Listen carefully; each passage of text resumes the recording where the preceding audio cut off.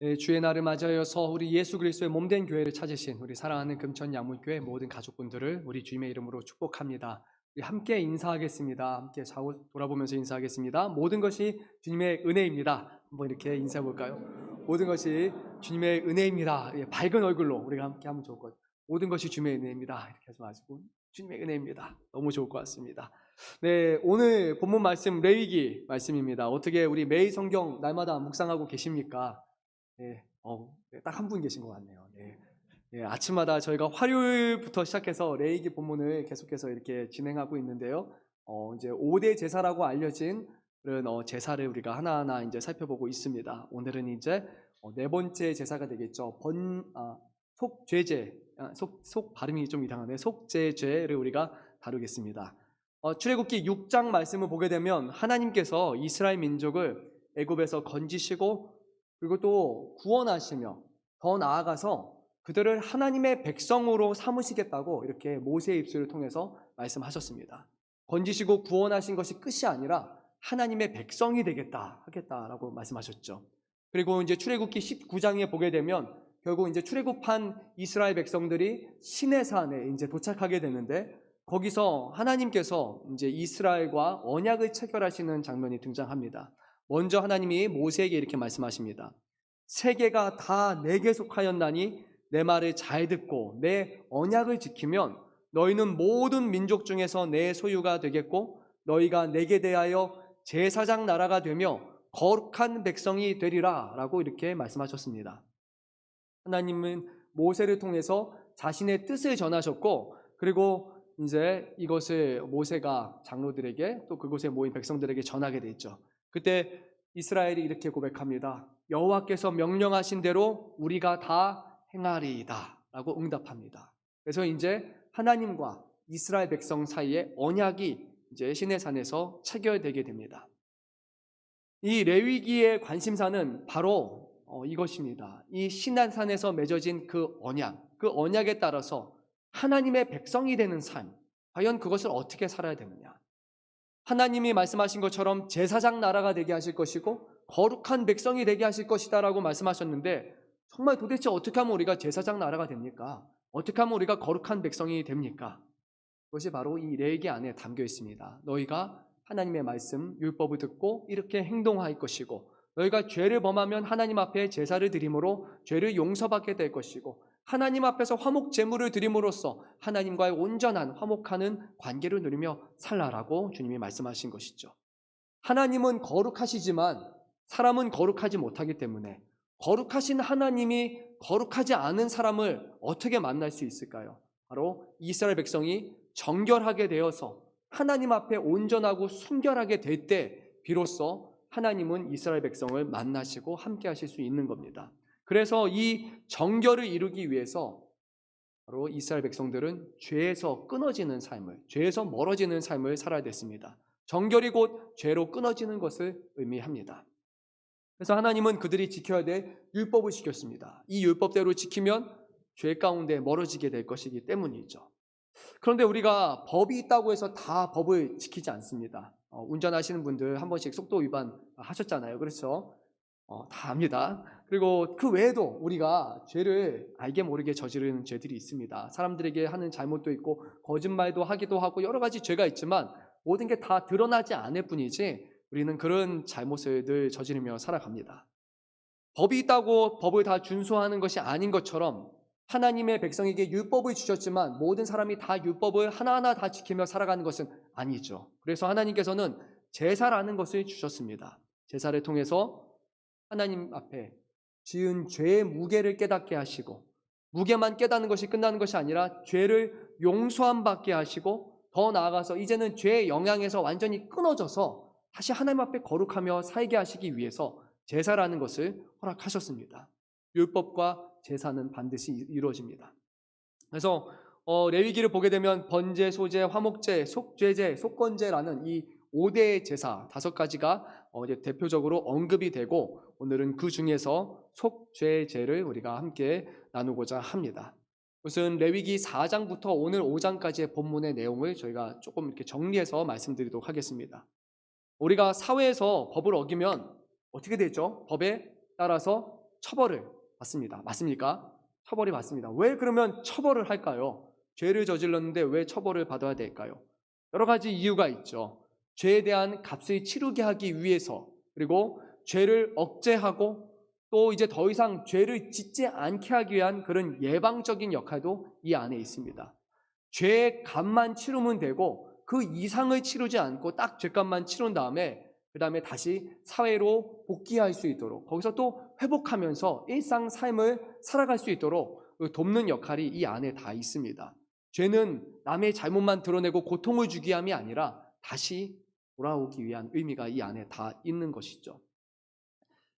처벌을 통해서 정당한 값을 치른 사람은 이미 그 값을 다 치렀기 때문에 이전에 지었던 죄에 대해서 또 반복해서 지을 필요가 없습니다. 값은 다 치른 겁니다. 형벌을 다 받은 겁니다.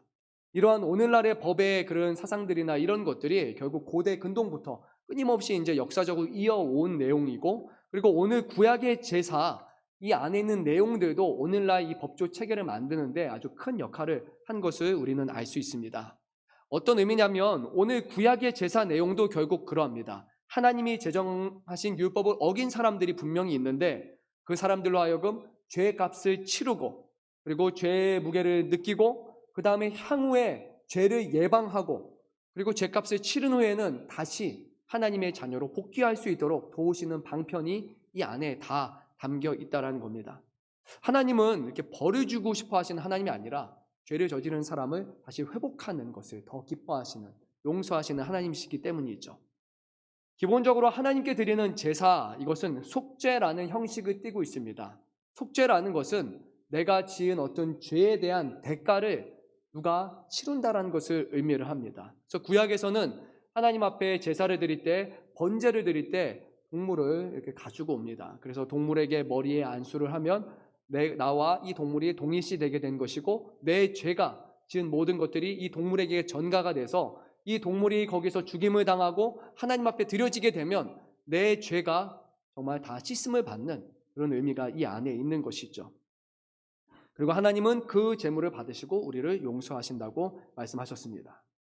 우리가 법을 어겨서 처벌을 받게 되면 주로 금전적인 그런 손해를 보게 됩니다.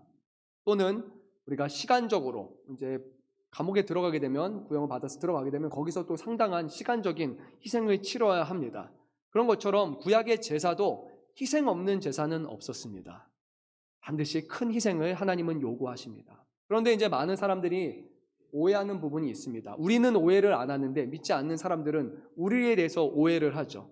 그리스도인들은 엄청 잘못해놓고 그냥 하나님 앞에 가서 하나님 용서해 주세요 이렇게 회개하고 끝난다라고 생각하는 그런 부분이 있습니다. 아니, 큰 죄를 지고 무슨 죄를 다 지던 간에 분명히 하나님이 용서하신다고 말씀하셨고 우리는 하나님 앞에 회개하는데, 이것을 사람들은 아니 죄 저지르고 너무 편안하게 죄에서 용서함 받는 거 아니냐라고 이렇게 얘기한다는 것이죠. 근데 이거는 제 생각에는요, 저희가 성경을 잘 모르기 때문입니다. 이것은 무지에서 비롯된 오해라는 것을 우리가 오늘 본문 말씀을 보게 되면 잘 알 수 있을 것입니다. 희생 없는 제사가 없고 하나님은 반드시 우리에게 무거운 값을 치르게 하신다라는 것이 바로 이 레위기의 내용이죠. 희생 제사를 위해서 요구되는 것이 있는데, 첫 번째로 그 준비되는 제물이 어디서 그냥 사온 것이나 잡은 것이 아니라 가장 기본적인 원칙은 우리가 기르고 있는 것을 잡아서 하나님 앞에 드린다는 겁니다.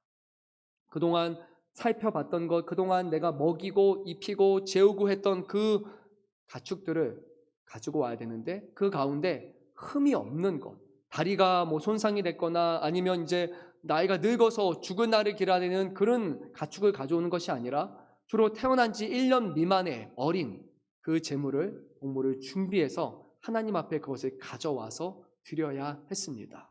엄청난 희생을 주님은 요구하셨습니다. 또 어떤 방식으로 이 제사가 이루어지냐면요, 제사를 드리는 사람, 그 사람을 제사자라고 우리는 말할 텐데, 제사자는 살아있는 가축을 가지고 제단으로 가야 됐습니다.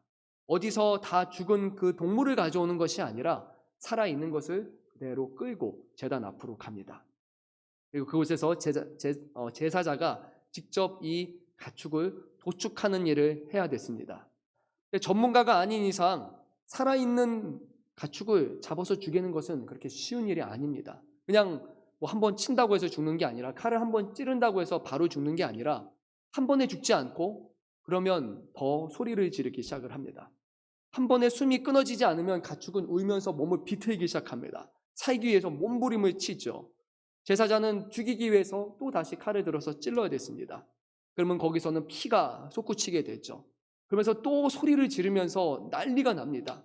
마지막 숨을 거둘 때까지 제사장은 계속해서 칼을 들어서 계속해서 숨통이 끊어질 때까지 찔러야 됐습니다. 이것이 제사자가 해야 되는 역할이었습니다. 집 마당에서 하는 게 아닙니다. 하나님의 성소, 하나님의 제단 앞에서 이루어지는 것이고, 주위에는 제사자와 제사장들이 함께 있었기 때문에 아주 거룩하고 아주 고요함 속에서 조용하게 이 모든 것들이 엄숙함으로 하나하나 진행이 되어 됐습니다. 그리고 결국에는 가축이 숨이 끊어지게 되고 죽게 됩니다. 거기서 끝이 나는 것이 아닙니다. 죽은 가축에 이제 가죽을 벗겨내야 됩니다. 그 질긴 가죽을 근육으로부터 분리하는 것은 쉬운 게 아닙니다. 땀을 뻘뻘 흘려가면서 온 힘을 다해야 벗겨지기 시작하는데, 칼로 자르며 벗기는 과정을 다 해야 됩니다. 그러면서 끝이 나지 않습니다. 이제 몸통만 남았는데 그것을 잘게 조각을 내야 됩니다. 한 번에 탈 수 없기 때문에 몸을 발골하고 자르는 과정이 있어야 됩니다. 그리고 몸 안에 있는 내장들은 다 꺼내서 그것을 깨끗하게 물로 씻어내야 됩니다. 혹시라도 그 안에 부정한 것들이 있거나 어떤 변이 있거나 안 좋은 게 있으면 하나님 앞에 드리는 부정한 것이기 때문에 깨끗하게 하나하나 다 닦아내야 되고, 더러운 것을 모두 제거해야 됐습니다. 아마 이 정도쯤 되면 제사장은 지금 온몸이 땀과 피로 얼룩이 져 있을 것입니다. 난리가 났을 겁니다. 그나마 양은 좀 나은 편이겠죠. 근데 염소, 성격이 좀 고약하지 않습니까? 염소를 잡아 죽인다고 생각해 보십시오. 그리고 더 나아가서 가장 큰 제사 제물, 소를 잡아서 죽인다고 생각해 보십시오. 과연 소가 얼마나 빨리 죽을까요? 그것을 잡기 위한 몸부림치는 과정과 죽이는 과정은 정말 말할 수 없는, 우리가 성경 말씀에서 보는 것 같이 잡아서 죽이라는 그 한마디 말로는 표현할 수 없는 그런 엄청난 일이 그곳에서는 실제로 벌어지게 될 것입니다. 우리는 너무 성경을 쉽게 보지 않습니까? 모든 게 일사천리로 벗겨내고 죽고 하나님 앞에 드린다라고 짧게 성경은 말씀하고 있지만, 수시간에 걸쳐서 거기서는 엄청난 노력과 희생이 그 안에서 이루어지게 되는 것이죠. 여기서 우리가 눈여겨봐야 할 것은 무엇이냐면, 이 모든 과정이 제사장이 대신하는 것이 아니라 제사자가 하는 역할이라는 겁니다. 지금까지 제가 말씀드린 모든 역할은 다 제사자가 직접 해야 됩니다. 내가 가지고 오고 내가 하나하나 하나님 앞에 다 준비를 해야 됩니다. 이 모든 것을 준비한 다음에 그 다음에 제사장이 일할 것들이 있습니다. 제사장은 제단 위에 흘려진 그 동물의 피를 하나하나 다 모읍니다. 그것을 담아서 그리고 하나님 앞에 바치고 이것을 나중에는 버리게 됩니다. 그리고 제단에 불을 피워서 준비를 합니다. 그리고 잘게 잘라진 그런 짐승의 조각들을 모아서 거기서 하나님 앞에 다 적합한 절차에 따라서 태워서 하나님 앞에 드리는 겁니다. 제사자가 준비한 것을 제사장이 대신해서 하나님 앞에 드리는 역할입니다. 왜 그러냐면, 제사장은 지금 온몸이 더러워져 있습니다. 땀과 피로 얼룩져 있고, 그리고 죽은 사체를 만졌기 때문에 하나님 앞에 부정한 사람이 되었기 때문에 스스로 하나님 앞에 그것을 드릴 수 없습니다. 그래서 거룩한 제사장이 대신 그것을 하나님 앞에 드리는 역할을 해야 됐습니다. 쉬울 것 같습니까? 어려울 것 같습니까? 이 희생제사 안에는 어떤 간결함, 편리함은 찾아볼 수 없습니다. 많은 희생과 노력, 그리고 때로는 불편함, 어떤 사람들은 아마 역겹다고 느낄 수 있을 정도로 그런 것들이 이 안에는 분명히 이루어지게 됩니다. 뿐만 아니라 당시에 소나 양과 염소 같은 거는 집에서 아주 귀한 동물이었기 때문에 죽이지 않고 가만히 놔두면 털도 만들어내고, 그리고 쓰임새가 많은 동물이었기 때문에 하나를 잡아서 하나님 앞에 드리는 것에는 상당한 금전적인 그런 손실이 있었을 것입니다. 손실 또는 우리가 좋은 말로는 희생이라고 말할 수 있을 겁니다. 왜 하나님은 이런 것들을 행하게 하셨는가? 바로 죄는 그만큼 무거운 것이라는 것을 깨닫게 하기 위함이셨습니다. 오늘 본문에 해당하는 그 속죄죄는 크게 두 종류로 구별할 수 있는데요. 하나는 과실로 인한 죄, 그리고 또 하나는 부자기의 죄라는 이 두 가지가 있음을 보게 됩니다. 제가 조금 더 설명을 드리도록 하겠습니다. 과실의 죄는 레위기 4장에서 드러나는데 이것은 고의로 저지른 죄가 아니라 내가 주의를 잘 기울이지 못해서 정말 실수처럼 지은 죄, 그것이 바로 이 과실죄가 됩니다. 하나님의 말씀을 잘 지켜야 되는데 내가 주의하지 못해서 내 잘못으로, 내 실수로 이것을 저지른 겁니다. 좀 더 조심했더라면, 좀 더 내가 의식적으로 깨어 있었더라면 하나님의 말씀을 지켜야지라는 그런 생각을 가지고 있으면 지킬 수 있었겠지만 그러지 못해서 부주의로 일어난 죄라는 것입니다. 안식일을 기억하여 거룩히 지키라, 또는 우리가 이웃에 대해서 거짓 증거하지 말라라는 이런 계명들에 대해서 우리가 그렇게 어기려고 하지는 않았지만 열심내지 않고 우리가 의식하고 노력하지 않아서 이것을 어기게 되는 것이죠. 그런데 하나님은 이것도 죄라고 말씀하십니다. 죄이기에 방금 말씀드린 그 속죄의 제사를 하나님 앞에 드려야 한다고 말씀하셨습니다. 또 한 가지는 부자기의 죄가 있습니다. 이것은 내가 어떤 일을 해야 되는지 나의 역할과 나의 임무를 알고 있는데도 불구하고 갑자기 깜빡해서, 망각하거나 깜빡해서 그것을 하지 못하고 잃어버리는 경우에 저지르는 죄가 됩니다. 어떤 경우냐면요, 어떤 사람이 두 사람이 싸우는 걸 봅니다. 그러면 내가 증인이 됐으니까 증인의 자리에 서야 되는데 내가 깜빡하고 나의 의무인 증인 서는 자리에 서지 않는 겁니다. 그러면 이거는 죄가 됩니다. 오늘날 같은 경우는 증인의 의무라고 말할 수는 없겠지만 하나님은 이것은 증인의 의무라고 말씀하십니다. 죄가 됩니다. 혹여라도 내가 부정한 동물을 만들거나 죽은 시체를 만지거나 또는 어디가 몸에 병이 있는, 질병이 있는 사람과의 접촉을 하게 되면 그 부정이 나에게도 전가가 되기 때문에 하나님 앞에 부정함을 가지고 설 수 없으니까 그런 사람들도 속죄 제사를 드려야 된다고 말씀합니다. 4절에서는 자발적으로 내가 해야 되는 어떤 의무가 있는데 그 의무를 잊어버리고 하지 않는 것, 그것도 죄라고 말씀하십니다. 특별히 어떤 것을 말씀하시냐면 내가 뭔가를 맹세합니다. 내가 이렇게 하겠습니다. 그런데 이게 하나님 꼭 들어주십시오, 약속합니다 라고 이렇게 딱 찍어서 한 게 아니라 이렇게 잊어버리듯이 지나가듯이 하는 그런 맹세라고 할지라도 갑자기 잊고 있다가 그게 떠오르거나 누군가가 그거에 대해서 깨우쳐 준다면 그것이 죄가 되기 때문에 그것에 대해서 하나님 앞에 죄를 고하고 사함을 받아야 한다고 말씀합니다. 그러니까 부자기의 죄란, 두 번째 말씀드린 부자기의 죄란 나쁜 행동을 한 것이 아니라 오히려 적극적으로 선을 행하고 적극적으로 모범이 되는 그런 긍정적인 의무를 하지 않는 데서 비롯되는 그런 죄까지도 바로 여기에 포함이 된다는 겁니다. 우리가 스스로 죄를 짓지 않기 위해서 노력하지 않는 것도 결국 이 부자기의 죄에 해당한다고 오늘 우리는 볼 수 있습니다. 그러니까 정리하면요, 부주의함, 의도하지 않았지만 벌리는 그런 죄, 그리고 내가 해야 되는 역할을 깜빡하고 하지 않는 것, 이 모든 것이 하나님 앞에는 죄가 되고 그것의 죄를 하나님 앞에 용서를 구해야 한다라고 말씀합니다. 근데 이런 내용들은요, 흔히들 우리가 말하는 그런 내용일 겁니다. 몰라서 그랬습니다. 실수입니다. 깜빡했습니다. 내가 전혀 그것을 의도하지 않았습니다. 그렇게 하려고 한 게 아니에요. 그럼 내가 정말 실수를 했으니까 정말 이해해 주시고 용서해 주십시오라고 할 만한 그런 내용들이 바로 이 죄라는 겁니다. 누군가를 내가 괴롭히려고 의도한 것도 아님에도 불구하고 그런 죄를 저질렀다 할지라도 하나님 앞에 그것은 명확하게 죄가 된다는 것입니다. 혹시 요즘에 최근에 넷플릭스에서 이제 좀 화두가 되고 있는 시리즈가 하나 있습니다. 제가 어제 봐서 이름이 소년범죄였던 것 같은데 혹시 보신 분 계십니까?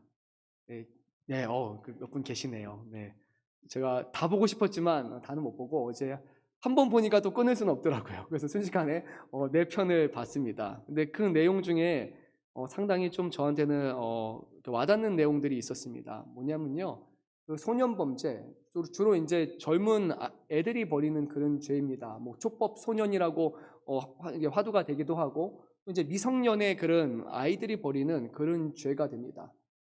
대부분 왜 그런 범죄를 벌이는가? 가정 환경이 좋지 않았습니다. 부모님이 이혼하거나 부모님이 어렸을 때부터 학대를 받거나 아니면 가정 형편이 좋지 않게 되면 아이들이 탈선할 확률이 아주 높아지기 때문에 그런 환경적인 어려움으로 인해서 아이들이 죄를 범하게 되고 한 번 그렇게 죄를 범하는 순간 그때부터는 계속해서 그것이 반복되고 벗어날 수 없는 그런 일들이 벌어지게 됩니다. 우리의 눈으로 보면 왜 그러냐라고 말할 수 있지만 그 아이들은 한 명 한 명 살고 싶어하고 그 안에서는 나는 아무리 노력해도 이 환경을 벗어날 수 없습니다라고 울면서 말하는 아이들의 소리가 그 안에 있습니다. 그런데 그 내용 중에 하나가 어떤 것이었냐면 아이들이 이제 큰 범죄를 벌이게 됩니다. 이미 죄로 인해서 아이들이 이제 범죄를 해서 어디 이렇게 수용에 돼 있는데 거기서 또 아이들이 몰래 도망가다가 이제 문제가 생기게 됩니다. 근데 거기서 판사가 아주 되게 강하게 판결을 냅니다. 분명 아이들을 생각하면 좀 형량을 줄이거나 그런 것을 좀 낮춰서 그렇게 할 수도 있지만 판사는 그렇게 하지 않고 아이들이 잘못한 것에 대한 정확한 책임을 하나하나 물어서 그것을 판결을 합니다. 마음속으로는 용서해주고 싶고 낮출 수 있지만 만약에 죄의 판결을 낮추는 순간 아이들은 그 죄를 두려워하지 않게 될 것이고 법이 정의롭게 서지 않는 것을 그 어린아이들이 배우게 될 것이고 그렇게 되면 그 아이들이 커서 더 큰 범죄를 저지르고 더 많은 사람들을 희생하게 만들고 더 문제가 생길 수 있다는 겁니다. 그래서 법정에서 판결은 명확하게 죄를 물어야 된다라고 말합니다. 미워서 하는 것이 아니라 그 안에 안타까워하는 마음도 있지만 반드시 죄는 물어야 됩니다. 그 이후에 이제 다른 일들을 분명히 또 하는 것이죠. 하나님께서 우리에게 잘못 지은 죄에 대해서 그럴 수 있어 라고 하나님도 분명히 그렇게 말씀하실 겁니다. 그렇게 하실 수도 있을 겁니다. 근데 하나님이 모든 것에 대해서 자비, 모든 것에서 용서, 아무것도 죄를 묻지 않고 책임도 묻지 아니하신다면 우리의 마음은요 별거 아니고 별거 아닌 것처럼 여겨서 어느 순간 동일한 죄를 더 행하고 더 악랄하고 더 큰 문제들이 우리 안에 점점 더 발생할 수 있다는 겁니다. 죄는 한 번 짓고 끝나지 않습니다. 죄를 졌던 사람은 또 반복해서 짓고 더 큰 죄에 빠질 위협이 얼마든지 있다는 겁니다. 하나님은 죄를 반드시 물으시고 그 죄에 대한 값을 치르면 그러고 나면 하나님은 용서하시겠다라고 말씀하셨습니다. 저는 이 죄에 대해서 생각하면서 그런 생각이 들었습니다. 왜 하나님은 꼭 동물을 죽이게 하실까? 그냥 왜 거기서 살아있는 동물을 잡게 하실까? 너무 끔찍하잖아요. 그런데 이런 생각 들었습니다. 동물이 칼에 맞아서 죽지 않고 소리를 지르며 비틀리는 그 과정이 어쩌면 우리가 죄에 대해서 인정하지 않는 그런 과정이 아닐까라는 생각이 들었습니다. 우리가 뭔가를 잘못했는데요. 잘못했다라고 인정하고 그것을 받아들이는 것은 생각보다 쉽지 않습니다. 말로는 할 수 있습니다. 내가 잘못했습니다. 내 잘못이에요. 내가 정말 잘못했어요. 라고 말할 수 있는데 마음속에는 완전히 내 잘못이라고 인정하기까지는 더 많은 시간이 걸리고 상당한 노력이 필요합니다. 잘못했어요 라고 말하고 뒤로 가서 생각하면 아니 왜 내 잘못인데? 왜 나만 잘못했어? 당신도 잘못하지 않았어요? 당신도 잘못했고 이런 환경도 문제가 되고 내가 그렇게 원해서 한 것도 아닌데 그런데 왜 내가 죄인이고 왜가 내 잘못했고 내가 용서를 구해야 됩니까? 라는 그런 마음들이 우리 안에 끊임없이 솟아나게 될 겁니다. 완전히 죄를 인정한다는 것은 그렇게 쉬운 일이 아닙니다. 우리의 마음은요 부정하는 것이 더 익숙하기 때문입니다. 내 잘못 있으면 당신 잘못도 있어요. 아니 당신 잘못이 더 큰 거 아니에요? 나는 잘못했다고 하는데 왜 당신은 잘못했다고 하지 않아요? 그런 마음이 우리 안에 더 많이 든다는 겁니다. 동물을 죽여가는 그 과정이 죄를 인정하지 않는 것처럼 마지막 숨을 거둘 때까지 우리가 인정하지 않으려는 그 부단히 노력하는 모습과 같이 느껴졌습니다. 저는 내가 정말 죄인인데 죄인이라는 것을 인정하지 않아. 하나님 앞에 죄가 없는 사람인 것처럼 내가 지은 죄가 별거 아닌 죄인 것처럼 그렇게 살았다는 생각이 저는 너무 많이 들게 되었습니다. 그런데 하나님은 그 죄를 마주하라고 하셨고 죄로 인한 그 과정과 결과를 우리가 보고 거기서 죄의 무게를 깨닫고 죄를 돌이키라라고 말씀하시는 겁니다. 한 가지 정말 감사한 것이 뭐냐면 사람들은 용서를 잘 안 해줍니다. 말로는 용서합니다. 그래 용서합니다. 그런데 정말로 용서 잘 안 해요. 나중에 또 한 번 문제가 터지잖아요. 그러면 당신 몇 년 전에 10년 전에, 20년 전에 하나하나 꺼내서 다시 들어옵니다. 옛날에 용서했다고 말하는 죄들이 줄줄이 나와가지고 그대로 다시 동일한 무게로 또 갑니다. 왜요? 용서하지 않았으니까요. 말로는 용서했다고 말하지만, 말로는 이해한다고 하지만 실제로 용서하지 않은 겁니다. 마음속으로 여전히 그 사람을 향한 부정적인 마음 그대로 갖고 있습니다. 내가 용서합니다. 그런데 계속 그렇게 봐요. 우리가 용서하는 것 정말 쉽지 않습니다. 어떤 사람들은 끝까지 용서하지 않습니다. 아니, 법정에서 판결을 받습니다. 10년형입니다. 판결 받았는데 만족하지 않습니다. 아니, 내 자식은 죽었는데 왜 저 사람은 10년, 20년밖에 판결을 안 받습니까? 저 사람도 죽어야 되잖아요. 동일하게 죽어야 되고 내가 아픔을 겪는 것도 저 사람도 동일하게 겪어야 되는데 왜 저 사람은 그렇게 겪지 않습니까? 우리는 용서하지 못합니다. 계속 마음으로 담아둡니다. 그 사람이 힘들어하는 것을 볼 때까지, 정말 괴로워하는 것을 볼 때까지, 나보다 힘들어하는 모습을 볼 때까지 때로는 그것을 봐야지만 직성이 풀리는 사람들도 있습니다. 물론 제 생각에는 우리 교회 성도님들은 아닐 거라고 저는 믿습니다. 그렇죠. 우리는 하나님을 믿는 사람들이기 때문에 그런 마음으로 악한 마음은 갖지는 않겠지만 저는 많이 봅니다. 언론 매체나 어디를 통해서 받은 것의 수배를 돌려주는 사람들이 너무나 많이 있는 것 같습니다. 그런데 하나님은요, 이렇게 말씀하십니다. 죄를 사해해 주시겠다라고 말씀하십니다. 너희가 용서를 구하면 나는 그 죄를 용서하겠다라고 말씀하십니다. 그것을 또 물어보지 아니하시고 그것에 대해서 악감정을 갖지 아니하시고 왜 저번에 그랬고 왜 그랬어 라고 하시는 분이 아니라 너희가 용서를 구하면 나는 용서를 하시겠다. 용서를 하겠다. 하나님은 그것을 말씀하셨습니다. 때로는 사람이 용서하지 않는 죄조차도 하나님 앞에 그것을 간구하고 용서를 구하면 그 사람이 용서하지 않는 것을 하나님은 용서하시겠다고 말씀하십니다. 하나님은 우리를 용서하기를 원하시는 하나님이시기 때문입니다. 그런데 우리가 그 용서를 구하지 않는 것들이 너무 빈번한 것 같습니다. 하나님은 용서를 하시고 싶어 하는 분이십니다. 우리가 마음 가운데 죄책감으로 살아가는 것을 원하는 분이 아니라 그 죄책으로 하나님과 멀어지는 것을 안타까워하시고 회개하고 가까워지고 그리고 안에서 기쁨을 누리며 살기를 원하시는 분이 바로 우리 하나님이시라는 겁니다. 그래서 우리가 매일 아침마다 와서 기도하지 않습니까? 우리의 죄를 고백하는 것은 그냥 고백하는 것이 아닙니다. 그 죄를 용서하시는 하나님 앞에 우리가 죄를 고백하는 것이고 그 죄가 하나님 앞에 진심으로 회개하게 되면 고백되면 하나님은 그것을 잊어버리시고 깨끗하게 하신다는 겁니다. 그러니까 그 모든 것이 은혜고 감사라고 우리는 말할 수 있는 겁니다.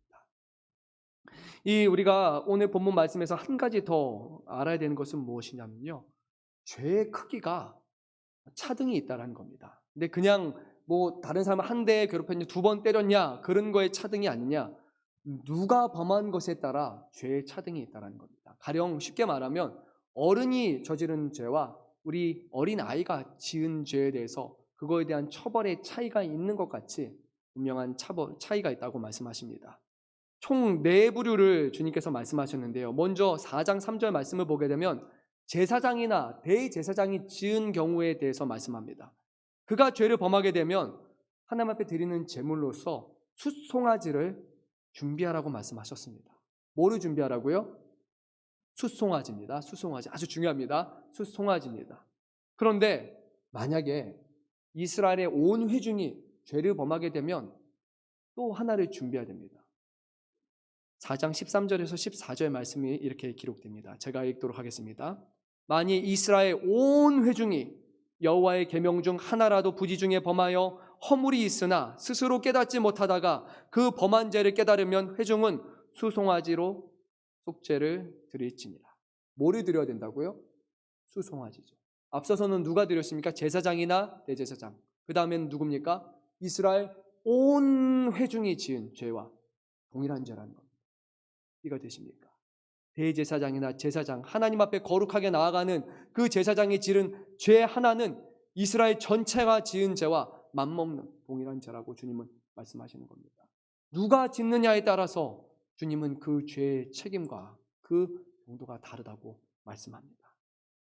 그런데 또 다른 차이가 있습니다. 족장이 만약에 죄를 짓는다면, 그러니까 민족의 그 당시에 지파의 대표자가 죄를 범한다면 그 사람은 숫염소를 가지고 와야 됩니다. 더 작은 죄라는 겁니다. 책임이 더 적다라는 겁니다. 그리고 나서 보통 사람들이 죄를 범하게 되면 숫염소가 아니라 암염소나 암양을 드리라고 합니다.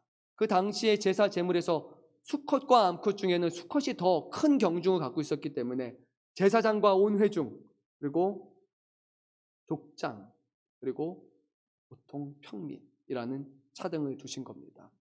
리더가 지은 죄와 리더가 아닌 사람이 지은 죄, 책임의 무게가 다르다는 겁니다. 목회자가 지은 죄와 평신도가 지은 죄의 무게가 다르다는 겁니다. 하나님의 일을 맡은 사람, 그 자리에 선 사람이 하는 죄는 더 무겁고 하나님 앞에 더 큰 죄가 된다는 겁니다. 왜 그럴까요? 직분을 맡은 사람이나 목회자가 지은 죄는 더 많은 사람들에게 악한 영향을 끼칠 수 있기 때문입니다. 본인의 죄로 끝나는 것이 아니라 다른 사람들의 마음에 실족하게 하고 더 악한 길로 갈 수 있도록 돕기 때문에 리더가 지은 죄는 그냥 보통 사람이 지은 죄와는 전혀 다르다는 겁니다. 뿐만이 아닙니다. 리더가 지은 죄, 목회자가 지은 죄는요, 지적하기도 힘듭니다. 가서 죄 저질렀잖아요. 잘못했잖아요. 누가 깨닫게 하는 것도 훨씬 힘듭니다. 이미 그런 직분과 그런 위치에 있기 때문입니다. 그래서 하나님께서는 죄가 드러났다면 내가 깨닫든 누군가가 깨우쳐졌던 간에 직분 맡은 사람, 그리고 목회자, 누구든지 책임 있는 사람이 죄를 졌으면 더 큰 무게를 가지고 하나님 앞에 회개할 것을 말씀하시는 것입니다. 또 한 가지 오늘 말씀에서 특별한 것이 있습니다. 어떤 거냐면, 다 특별하다고 제가 말씀드린 것 같은데요. 모든 하나님 앞에 드려지는 제사는 기본적으로 죄를 용서받는 속성이 있습니다. 번제도 안수하고 태워서 하나님 앞에 드립니다. 그때도 나의 죄가 전가가 됩니다. 그리고 하나님 앞에 드리는 화목제에서도 머리에 안수해서 그것을 드립니다. 그러면 속죄제에서도 또 안수해서 드립니다. 그러면 번제와 화목제와 속죄제가 있는데 결국 다 차이가 없는 것이 아닙니까? 이렇게 우리가 생각할 수 있습니다. 그런데 가장 큰 차이는 바로 여기 있습니다. 드려지는 제물이 아니라 남아있는 피에 있습니다. 어떤 의미냐면요, 제사장이 만약에 죄를 범했다면 그 피는 하나하나 모아서 그것을 성소 앞에 있는 휘장에다가 7번을 뿌리라 라고 말씀합니다. 그 다음에 성소가 있고 성소 바깥에 있는 회막 안에 있는 향단의 뿔에다가 바르라고 말씀하고 나머지는 번제단에다가 뿌리라고 합니다. 회중이 죄를 저질렀을 때도 동일하게 그렇게 행하라고 합니다. 그런데 족장이 죄를 범하면 조금 다릅니다. 성소에 있는 휘장 앞에서는 7번을 뿌릴 필요가 없습니다.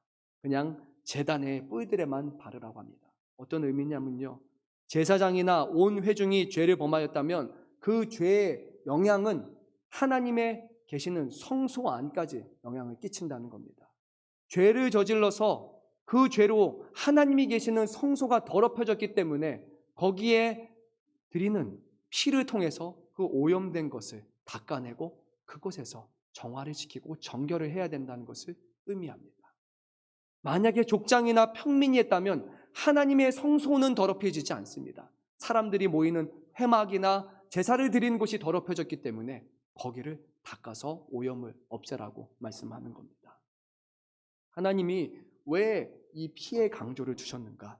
그것은 우리가 하나님 앞에 범죄하면 그냥 죄책을 짓고 잘못해서가 아니라 그 죄로 인해서 하나님과 우리가 만나는 하나님의 성소가 오염이 된다는 것이고, 오늘날로 말하면 그 성소는 저와 여러분, 우리 자신을 말하기 때문에 죄로 우리가 오염이 돼서 하나님이 오염된 우리와 함께 하실 수 없기 때문에, 거룩하신 하나님이 죄 가운데 있는 우리와 함께하기 원하시기 때문에 이것을 씻으라는 겁니다.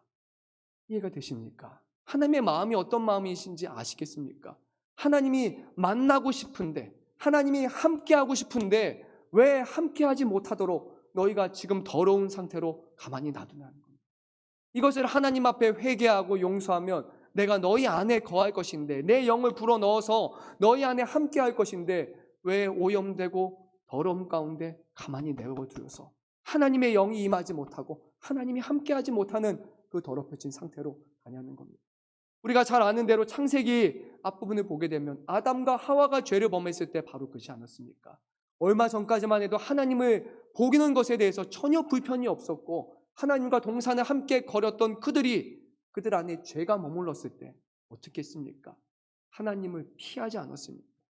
죄가 우리로 하여금 하나님과 멀어지게 한다는 겁니다. 하나님은 죄를 씻으라는 겁니다. 멀어진 상태로 놔두지 말라라는 겁니다. 우리가 아는 대로요, 죄를 저지르잖아요. 누구한테 잘못을 하면 그 여파는 생각보다 그 사람이나 나에게 오랜 영향력을 끼칩니다. 그냥 한 번 죄 저지르고 끝나는 것이 아니라 계속 생각나게 되고 그 영향 가운데 계속 우리가 오랫동안 머무르게 됩니다. 이것이 셰익스피어의 작품에서도 나타났는데, 갑자기 셰익스피어의 맥베드라는 그 작품에서 이렇게 잘 드러났는데요. 맥베드의 부인이 이제 사람을 죽이는 일에 같이 협력을 하게 됩니다. 근데 그게 그 사람에게도 너무나 죄책감으로 다가오게 돼서 결국 목류병자처럼 죄책 가운데 고통을 겪습니다. 매일 밤마다 이 맥베드의 부인이 했던 것이 뭐냐면 자기 손을 보면서 여전히 손에 피가 묻어 있다고 말하면서 반복해서 침상에서 손을 씻습니다. 그러면서 이렇게 말합니다. 아직도 피 비린내가 나는구나. 아라비아의 모든 향수로도 이 작은 손 하나를 말끔히 씻어낼 수 없으리라고 말하며 그 피로 괴로워합니다. 그와 같이 죄는요, 우리 안에 우리 힘으로 씻을 수 없습니다. 이것은 하나님 앞에서만 죄에 대한 온전한 회개를 통해서만 씻어낼 수 있는 것이고, 우리가 이것을 우리의 방식으로 할 수 없기에 하나님은 할 수 있는 방편을 주신 것입니다. 죄 가운데 살지 말라는 겁니다. 오늘 말씀 4장 26절에 보게 되면 이렇게 말합니다. 그가 사함을 얻으리라.